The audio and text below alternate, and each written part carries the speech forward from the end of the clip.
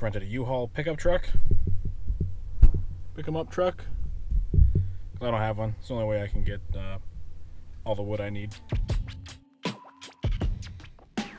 Fresh as new eucalyptus, stretched in a new direction, blessed in a new dimension. Cue the session. Koi fish blessed, I'm just swimming with the fishes, yeah. Voice auto text speaking words into existence. Percy hopping with the quickness, versatile with the verses. If you versing me vicious, I'm certainly gifted. They vertically challenged, I'm perfectly balanced. I sip it pure from the chalice, affirming my palace. I'm earning calluses from working, fertilizing talents. All right, I just bought some 4x8s. We got them in half, 4x4s. I got 2x4s. Got 6 of those. So I should be able to make the cones for the entrance and exit of the wind tunnel. These are going to be the walls. I'm going to go from there. Excuse all this. This is the old apartment garage. Give you a quick little look at it. Practice net.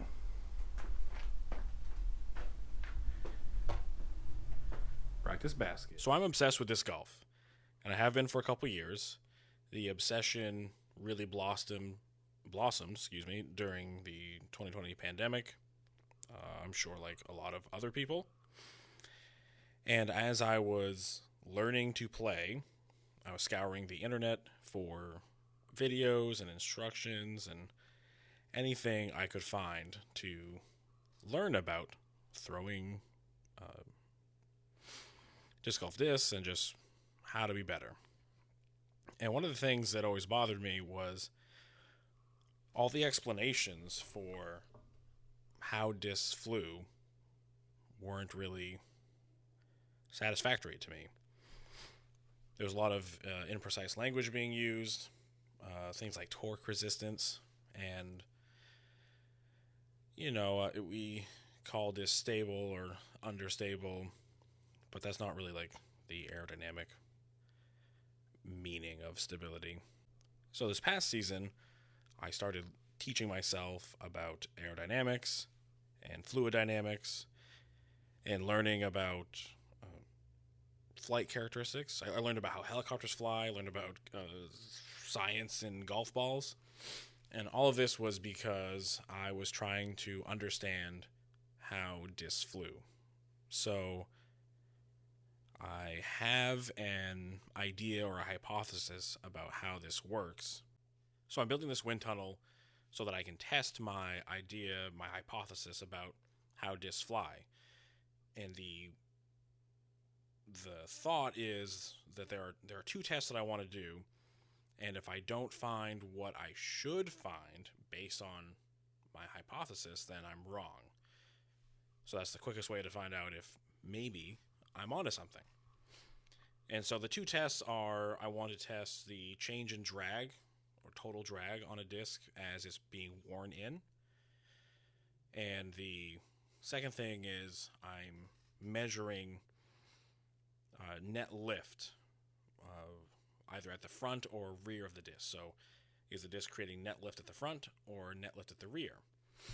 And the reason those 2 things are important is because what I think is happening with what we call understable discs, or discs that are flippy or going to have high turn, if we think about it with a righty backhand throw, so the disc is spinning clockwise, what's happening is the same thing that's happening with how helicopters fly. If a helicopter wants to roll right, or start turning the helicopter right, but roll it to the right, and let's say the rotor blades are spinning clockwise, if you're looking top down, the rotor blades, the angle of attack, the pitch of the blades, they will increase them when they are at the back of the helicopter. And so that creates that lift force at the back of the rotor assembly, or torque, and the helicopter blades are a gyroscope. It's a spinning mass that makes it a gyroscope, and there's a thing called gyroscopic precession. So when a torque is applied to a gyroscope, the effect of that torque is seen 90 degrees in the direction of rotation. So that's why helicopters create that lift, that torque at the back of the helicopter to roll it right, because in 90 degrees of that rotational direction, that'll be at the left of the helicopter, and so it'll tilt the left side of the helicopter up, which will roll it to the right. Same thing happens with motorcycles.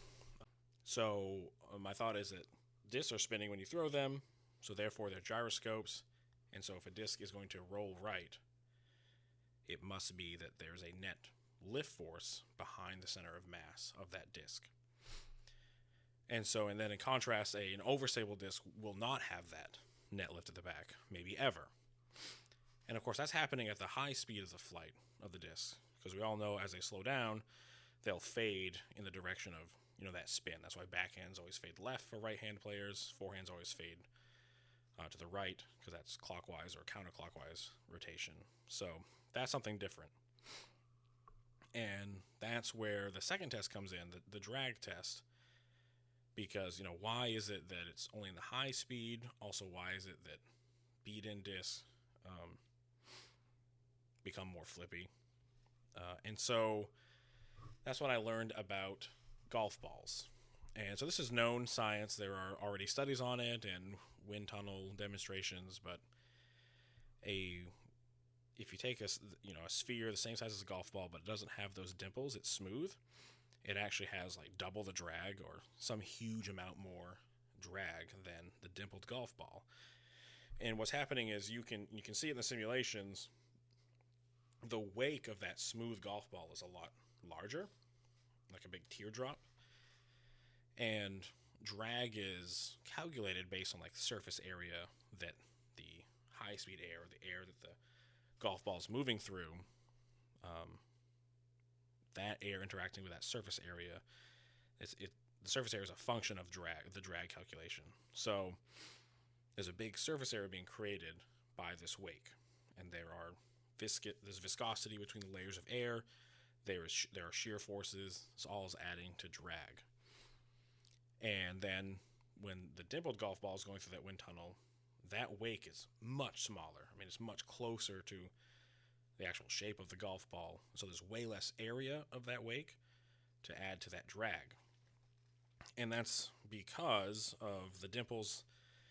They're creating like a turbulent layer of air, almost like a shield around that ball.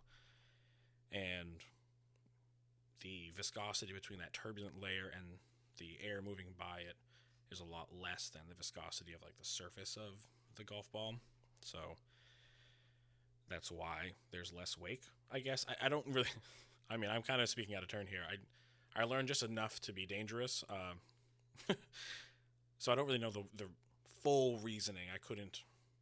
You shouldn't listen to me when I say the why for that part. It's just understand that there's like a turbulent layer that decreases that wake, decreases the drag of golf balls. So I think the same thing's happening with discs. As we beat them in, we're imperfectly dimpling them, scratching them up, whatever it is. So there should be a measurable difference of drag, if that's true. So I'm going to measure that. I'm going to have discs, the same disc, have a few of them so I can repeat the test.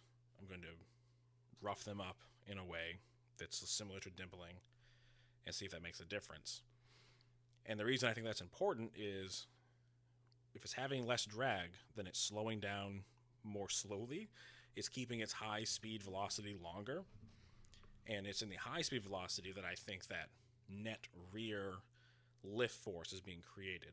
So if a disc gets beat in, it has less drag, so it holds that speed longer, gives that disc more time of its flight where it's generating lift behind the center of mass, giving it more time to process, so it rolls for a righty backhand more to the right, and it has more turn. It's flippier, what we say. So that's my idea, and that's what I'm testing. So I'm building this wind tunnel. I bought some of the material, started construction already, even as I'm recording this, and I'm going to just post videos of my progress. I have scales. I got these like Swedish scales. Spring scales, they are quite sensitive.